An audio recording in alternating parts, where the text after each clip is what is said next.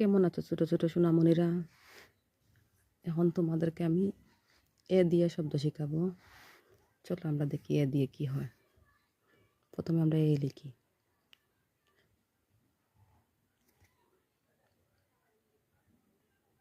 আমি এ লিখলাম। এখন এ দিয়ে একতারা। এ দিয়ে একতারা।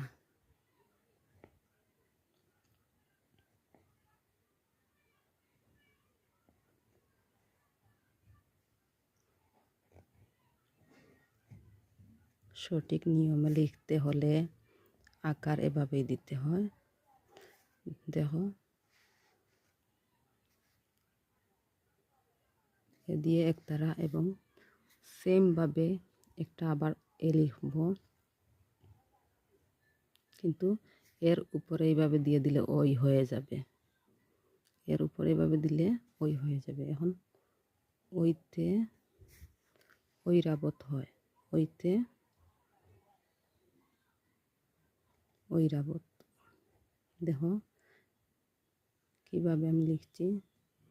বর্ণ দিয়ে শব্দ তৈরি। এ দিয়ে একতারা, ওই দিয়ে ঐরাবত। আবার দেখো, প্রথম থেকে দেখাই।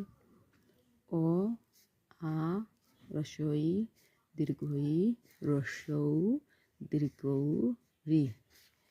এ ওই সন্দুক ঔ।